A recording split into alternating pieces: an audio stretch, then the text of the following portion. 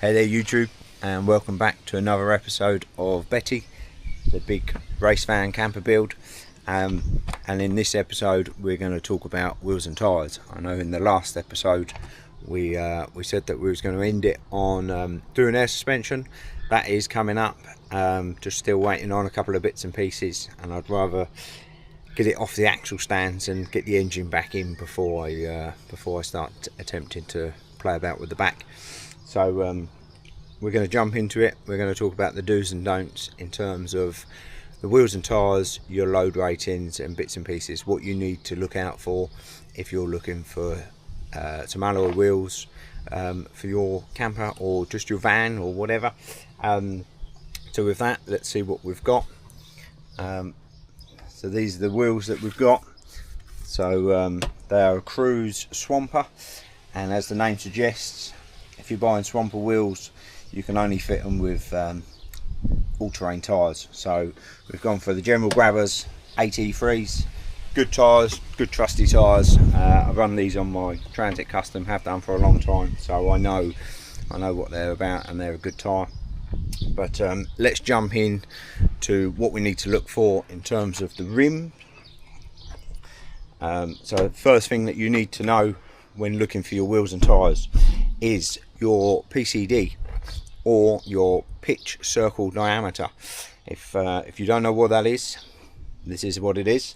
So your holes for your wheel bolts or your wheel nuts, so the amount of those would determine, obviously this is a 6x125, so 6 bolts, and then the 125 part is, if you imagine a circle right the way through the centers of them holes, that is your PCD.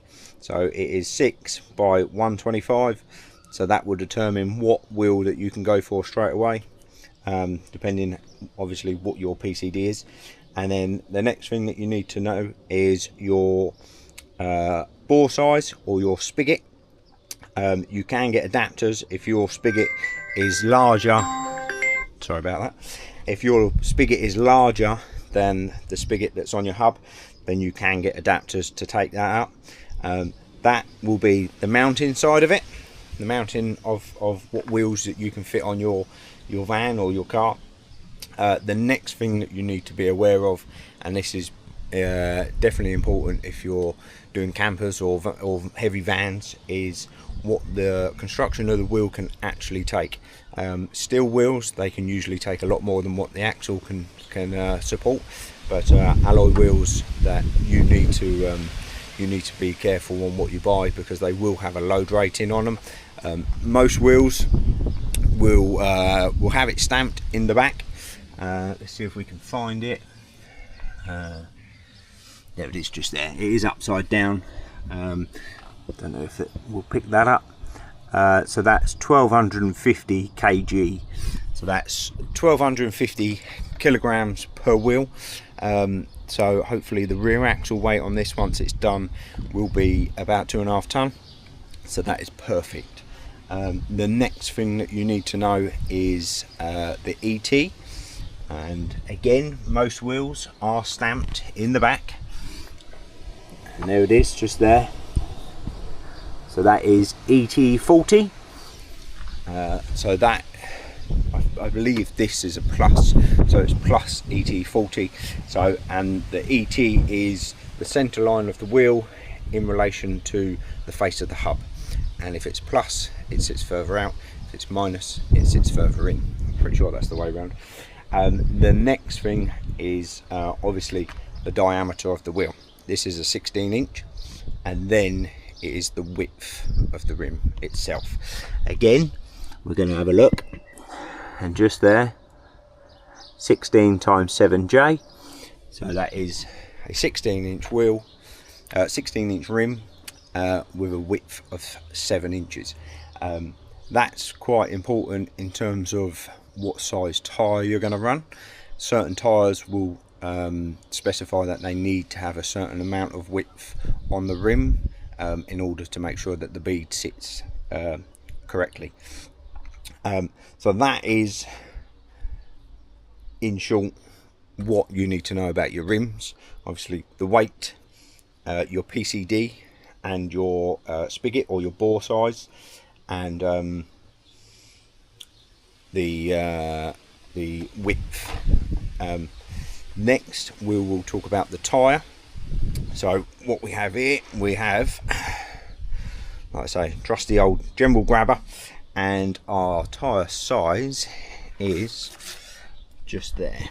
So we have a 235/65 R16. So R16 is obviously the rim size, 235 is the width in millimeters, so that is the width of the tyre, and 65, a lot of people get confused and think that this is in millimeters. It's not. This is a percentage of the width.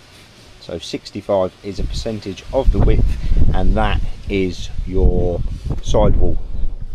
Okay, so that's that. Like I say, that part is quite important in terms of the width of the rim. Obviously this 16, you can't put an 18-inch tyre on a 16-inch rim, so that limits you there. The sidewall, that all depends how much clearance you've obviously got in your wheel arch, and also it will determine what the next part is, and this is the most critical part, and that is these numbers just here. So we have 121, 119R. So the 121 is what we're looking for. So most standard van tyres are usually a 116, depending obviously what size van it is, and that is the load rating of the tyre. There is conversions online that you can look at, and that will determine what that number correlates to in terms of kilograms, how much weight that tyre can support. 116, I think off the top of my head, is 1250 kilos. 112, so this is a heavy duty tyre, they are 1450 kilos, so that is 2.9 ton, way more than what we're going to be able to get our rear axle or even our front axle to, so we've got plenty of scope there. The second number is 119. That number is if you're running it on two axles. So the 121 is if it's a single wheel. The 119, the second number, that is if it's a twin wheel axle. So if you've got two wheels on each side, you follow the second number, and then if it's the 121, the first number, that is if you're just running it on a single wheel. So that is, in short, your load ratings, what you need to know in terms of the rim, what your rim can take, fitments, etc. The only other things that you need to be aware of are obviously the pitch of the holes in here, the pitch, because if it's an alley wheel versus a steel wheel, you won't be able to use your wheel nuts or your bolts if it's a steel wheel onto your alley wheels, because the pitch on these or the angle inside here is usually different between a steel versus an alley wheel. And then obviously you've got to be careful on tyre pressures, especially if you're uprating and you're carrying more weight, you'll have to put more tyre pressures in, and most importantly obviously your wheel torque settings. Make sure that you know your wheel torque settings. Again, they will be different between an alloy wheel and a steel wheel. Make sure that you re-torque them after 30 or 50 miles, something like that. Make sure that you get them re-torqued. But yeah, I think in short that's about it. Let's jack her up, or at least jack the back up, and then we can get the wheels on and we'll have a little look, see what they look like. If you need any more information, or you want me to go a little bit more about where I got them from, the tyres that I got, because I got a good deal on them, let me know down in the comments, and I'll go over it a little bit more. But let's get it up in the air and see what we can do.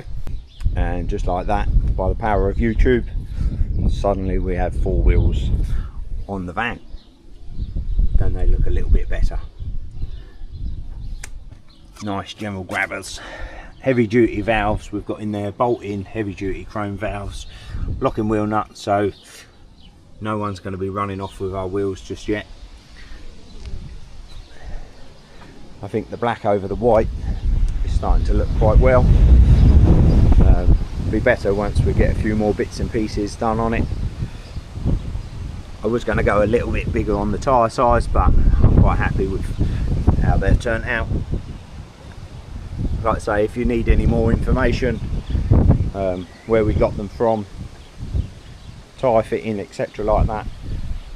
Also got the fifth one, so that's going to be going on a wheel mount on the back door. So I need to come up with some ideas on that. Other than that, it's starting to look good. I think next vid, maybe do something on the inside. Let's have a look, see what happens. Watch this space. Like, subscribe, share. Thank you very much. I'll see you on the next one.